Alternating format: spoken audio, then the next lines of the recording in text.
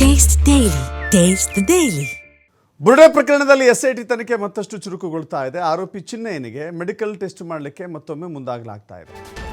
ಆರೋಪಿ ಚಿನ್ನಯ್ಯನನ್ನ ಕರೆದುಕೊಂಡು ಹೋಗಿದ್ದಾರೆ ಎಸ್ಐಟಿ ಅಧಿಕಾರಿಗಳು. ಮೆಡಿಕಲ್ ಟೆಸ್ಟ್ಗೆ ಕರೆದುಕೊಂಡು ಹೋಗಿದ್ದಾರೆ. ಎಸ್ಐಟಿ ಪೊಲೀಸರು ಆತನಿಗೆ ನಿರಂತರವಾಗಿ ಮೆಡಿಕಲ್ ಚೆಕಪ್ ಅನ್ನು ಮಾಡಿಸ್ತಾ ಇದ್ದಾರೆ. ನಿರಂತರವಾಗಿ ಈಗ ಬೆಳ್ತಂಗಡಿ ತಾಲೂಕು ಆಸ್ಪತ್ರೆಗೆ ಆತನನ್ನು ಕರೆದುಕೊಂಡು ಹೋಗಿದ್ದಾರೆ.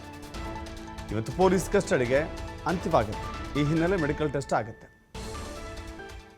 ನೋಡ್ತಾ ಇದ್ದೀರಿ ದೃಶ್ಯಾವಳಿಗಳಲ್ಲಿ. ಆತನ ಪೊಲೀಸ್ ಕಸ್ಟಡಿ ಅಂತ್ಯವಾಗುತ್ತೆ. ಆತನನ್ನು ಈಗ ಕೋರ್ಟಿಗೆ ಹಾಜರುಪಡಿಸಬೇಕಾಗತ್ತೆ. ಹೀಗಾಗಿ ಕೋರ್ಟಿಗೆ ಹಾಜರುಪಡಿಸಿದ ನಂತರದಲ್ಲಿ ಮತ್ತೊಮ್ಮೆ ಆತನನ್ನು ಪೊಲೀಸ್ ವಶಕ್ಕೆ ತೆಗೆದುಕೊಳ್ತಾರಾ ಅಥವಾ ಆತನನ್ನು ನ್ಯಾಯಾಂಗ ಬಂಧನಕ್ಕೆ ಒಪ್ಪಿಸಲಾಗುತ್ತಾ ನೋಡಬೇಕಾಗುತ್ತೆ. ಯಾಕಂತ ಹೇಳಿದ್ರೆ ಇನ್ನೂ ವಿಚಾರಣೆ ಬಾಕಿ ಇದ್ದರೆ, ಇನ್ನೂ ಅನೇಕ ಅಂಶಗಳನ್ನು ಆತನಿಂದ ಕಲೆ ಹಾಕೋದಿದ್ದರೆ ಮತ್ತೊಮ್ಮೆ ಆತನನ್ನು ವಶಕ್ಕೆ ಪಡೆದುಕೊಳ್ಳುವಂಥ ಇರಾದೆಯನ್ನು ಎಸ್ಐಟಿ ಇಲ್ಲಿ ತೋರಿಸಬಹುದು. ಆದರೆ ತನಿಖೆ ಸಾಕು, ಅವನಿಂದ ಎಲ್ಲ ಮಾಹಿತಿಯನ್ನು ಬಿಡಿಸಿಕೊಂಡಿದ್ದೇವೆ, ಎಲ್ಲ ವ್ಯಕ್ತಿಗಳ ವಿಚಾರವನ್ನು ತಿಳಿದುಕೊಂಡಿದ್ದೇವೆ ಅಂತ ಅನ್ನಿಸಿದರೆ ಅವನನ್ನು ಜುಡಿಷಿಯಲ್ ಕಸ್ಟಡಿಗೆ ಒಪ್ಪಿಸಬಹುದು. ಸದ್ಯಕ್ಕೆ ಅವನ ಆರೋಪಿಯಾಗಿದ್ದಾನೆ, ಕಸ್ಟಡಿಯಲ್ಲಿದ್ದಾನೆ. ಅನೇಕ ರೀತಿಯ ವಿಚಾರಣೆಗೆ ಒಳಪಡಿಸಲಾಗಿದೆ. ಇಲ್ಲಿವರೆಗೂ ಕೂಡ ಮಹಜರು ಪ್ರಕ್ರಿಯೆಗಳನ್ನು ಕೂಡ ಪೂರ್ಣಗೊಳಿಸಲಾಗಿದೆ. ಇವತ್ತು ಮೆಡಿಕಲ್ ಟೆಸ್ಟ್ ಬಳಿಕ ಆತನನ್ನು ನ್ಯಾಯಾಧೀಶರ ಮುಂದೆ ಹಾಜರುಪಡಿಸಲಾಗುತ್ತೆ. ಮತ್ತಷ್ಟು ಮಾಹಿತಿ ನಮ್ಮ ಪ್ರತಿನಿಧಿ ಆದಿತ್ಯ ನೀಡ್ತಾರೆ. ಆದಿತ್ಯ, ಇವತ್ತು ಅವನ ಲೈವ್ ಅಂದರೆ ಕಸ್ಟಡಿ ಅಂತ್ಯವಾಗುತ್ತೆ, ಎಸ್ಐಟಿ ಕಸ್ಟಡಿ ಅಂತ್ಯವಾಗುತ್ತೆ. ಮತ್ತೆ ತನಿಖೆಗೆ ತೆಗೆದುಕೊಳ್ಳಬಹುದಾದಂಥ ಅಥವಾ ಮತ್ತೆ ಕಸ್ಟಡಿಗೆ ಪಡೆಯಬಹುದಾದಂಥ ಅವಕಾಶಗಳಿದೆಯಾ? ಯಾಕಂತ ಹೇಳಿದ್ರೆ ಇಷ್ಟು ದಿನಗಳ ಕಾಲ ಅವನಿಂದ ಎಲ್ಲ ವಿಚಾರಗಳನ್ನು ಬಾಯ್ಬಿಡಿಸಿಕೊಳ್ಳಲಾಗಿದೆಯಾ, ಮಾಹಿತಿಗಳನ್ನು ಕಲೆ ಹಾಕಲಾಗಿದೆಯಾ? ಯಾಕಂದರೆ ಮಹಜರು ಪ್ರಕ್ರಿಯೆ ಎಲ್ಲ ಪೂರ್ಣಗೊಳಿಸಿದಂತೆ ಕಾಣ್ತಾ ಇದೆ.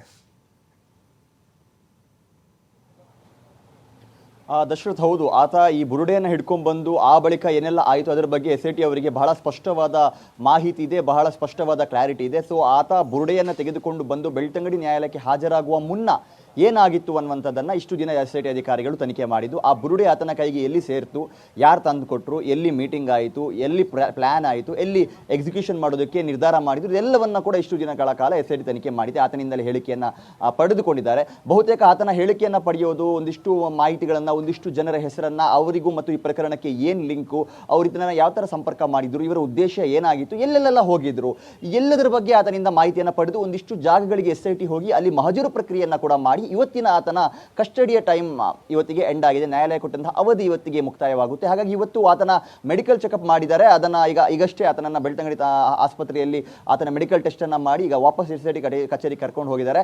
ಮಧ್ಯಾಹ್ನದ ಬಳಿಕ ಆತನನ್ನು ಬೆಳ್ತಂಗಡಿ ನ್ಯಾಯಾಲಯಕ್ಕೆ ಮತ್ತೆ ಹಾಜರುಪಡಿಸಲಿಕ್ಕಿದ್ದಾರೆ ಎಸ್ಐಟಿ ಅಧಿಕಾರಿಗಳು. ಮತ್ತೆ 3 ದಿನಗಳ ಕಾಲ, ಅಂದರೆ 3 ದಿನ ಏನು ಅವಕಾಶ ಇರೋದು ಗರಿಷ್ಠ. ಹಾಗಾಗಿ 3 ದಿನ ಕಾಲ ಆತನನ್ನು ಮತ್ತೆ ಕಸ್ಟಡಿಗೆ ಕೊಡಿ ಅನ್ನುವಂಥ ರೀತಿಯಲ್ಲಿ ಮನವಿಯನ್ನು ಮಾಡುವಂಥ ಸಾಧ್ಯತೆಗಳು ಇದೆ. ಹಾಗಾಗಿ ನ್ಯಾಯಾಲಯ ಇವತ್ತು ಏನು ತೀರ್ಮಾನ ಮಾಡುತ್ತೆ ಅನ್ನೋದು ಕೂಡ ಸಾಕಷ್ಟು ಕುತೂಹಲ ಕಾರಣವಾಗಿದೆ. ಇನ್ ಕೇಸ್ ಆತನನ್ನು ಎಲ್ಲಾದರೂ ನ್ಯಾಯಾಲಯಕ್ಕೆ ಕೊಟ್ಟರೆ ಒಂದಿಷ್ಟು ಜಾಗಗಳು ಇನ್ನೂ ಬಾಕಿ ಇದೆ. ಅಂದರೆ ತಮಿಳುನಾಡಿನಲ್ಲಿ ಹೋಗಿ ಅವರು ಮಹಜರು ಮಾಡಬೇಕು ಅನ್ನುವಂಥ ರೀತಿಯ ಲೆಕ್ಕಾಚಾರ ಹಾಕೊಂಡಿದ್ರು. ಆದರೆ ಬೆಂಗಳೂರಿನಲ್ಲಿ ಸಾಕಷ್ಟು ಸಮಯನ ವ್ಯಯಿಸಬೇಕಾಯಿತು. ಮತ್ತು ಇಲ್ಲಿ ಉಜಿರೆಯಲ್ಲಿ ಮೊದಲ ಬಾರಿಗೆ ಮೀಟಿಂಗ್ ಮಾಡಿದಂಥ ಜಾಗ, ಅದು ಕೂಡ ಬಹಳ ಕ್ರೂಷಿಯಲ್ ಪಾಯಿಂಟ್. ಅಲ್ಲಿ ಇವರ ಮೀಟಿಂಗ್ ಆಗುತ್ತೆ. ಎಲ್ಲರೂ ಬೇರೆ ಬೇರೆ ನದಿಗಳು ಬಂದು ಸಂಗಮವಾಗಿದ್ದು ಅಲ್ಲೇ, ಆ ಪ್ಲಾನ್ ರೂಪಿತವಾಗೋದು ಕೂಡ ಅಲ್ಲೇ.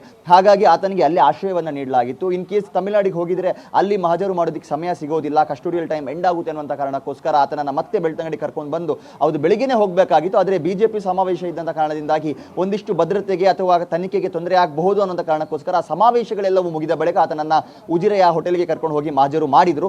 ಹಾಗಾಗಿ ಬಹುತೇಕ ಅಂದರೆ ಬಹಳ ಇಂಪಾರ್ಟೆಂಟ್ ಆಗಿದ್ದಂಥ ಜಾಗಗಳನ್ನು ಈಗಾಗಲೇ ಮಹಜರು ಮಾಡಾಗಿದೆ. ಸೊ ಏನೆಲ್ಲ ಆತನಿಂದ ಮಾಹಿತಿ ಪಡಿಬೇಕು ಅದೆಲ್ಲವನ್ನ ಕೂಡ ಪಡೆದುಕೊಂಡಿದ್ದಾರೆ. ಆತ ಒಂದಿಷ್ಟು ಜನರ ಹೆಸರನ್ನು ಸೂಚಿಸಿದ್ದಾರೆ. ಸೊ ಅವರಿಗೂ ಮತ್ತು ಈ ಪ್ರಕರಣಕ್ಕೆ ಏನು ಸಂಬಂಧ, ಈತ ಹೇಳಿದ ರೀತಿಯಲ್ಲಿ ಅವರ ಇನ್ವಾಲ್ವ್ಮೆಂಟ್ ಅದೇ ರೀತಿಯಲ್ಲಿ ಇದೆಯಾ, ಅಂದರೆ ಇದೊಂದು ಷಡ್ಯಂತ್ರದ ರೀತಿಯಲ್ಲಿ ಅವರ ಇನ್ವಾಲ್ವ್ಮೆಂಟ್ ಇದೆಯಾ, ಅಥವಾ ಕೇವಲ ಆಶ್ರಯ ಕೊಟ್ಟಿದ್ದು ಮಾತ್ರನಾ, ಈತನೇ ಬಂದಿದ್ದ, ಅವರೇ ಕರ್ಕೊಂಡು ಬಂದಿದ್ದ, ಇದ್ರ ಬಗ್ಗೆ ಆತನಿಂದ ಹೇಳಿಕೆಗಳನ್ನು, ಸಂಬಂಧಪಟ್ಟ ಹಾಗೆ ಮಾಹಿತಿಗಳನ್ನೆಲ್ಲ ಎಸ್ಐಟಿ ಅಧಿಕಾರಿಗಳು ಪಡೆದುಕೊಂಡಾಗಿದೆ. ಇನ್ ಕೇಸ್ ಆತನಿಗೇನಾದರೂ ಜುಡಿಷಿಯಲ್ ಕಸ್ಟಡಿ ಇವತ್ತು ಆದರೂ ಕೂಡ ಮುಂದಿನ ದಿನಗಳಲ್ಲಿ ಯಾರನ್ನ ಆತ ಸೂತ್ರಧಾರಿಗಳು ಅಂತ ಕೋಟ್ ಮಾಡಿದಾನೋ ಅವರನ್ನ ವಿಚಾರಣೆಗೆ ಅಥವಾ ವಶಕ್ಕೆ ಪಡೆಯುವಂಥ ಸಾಧ್ಯತೆಗಳು ಕೂಡ ಇದೆ. ನಾರ್ಮಲ್ ಆಗಿ ಎಸ್ಐಟಿ ಪ್ಲಾನ್ ಮಾಡ್ಕೊಂಡಿದ್ದಿದ್ರೆ ಇಷ್ಟೊತ್ತಿಗೆ ಅವರನ್ನ ಕರಿಬೇಕಾಗಿತ್ತು. ಆಶ್ರಯ ಕೊಟ್ಟರು ಅನ್ನುವಂಥ ನೆಲೆಯಲ್ಲಾದರೂ ಅವ್ರನ್ನ ಕರಿಬೇಕಾಗಿತ್ತು. ಆದರೆ ಇನ್ನೂ ಕೂಡ ಅವರೇ ಎಸ್ಐಟಿ ಕಚೇರಿಯ ಮುಂದೆ ಬಂದು ನಮ್ಮನ್ನ ತನಿಖೆ ಮಾಡಿ ವಿಚಾರಣೆ ಕರೀರಿ ಅಂತ ದುಂಬಾಲು ಬಿದ್ದರೂ ಕೂಡ ಎಸ್ಐಟಿ ಇದುವರೆಗೂ ಕೂಡ ಅವರನ್ನ ವಿಚಾರಣೆ ಕರೆದಿಲ್ಲ.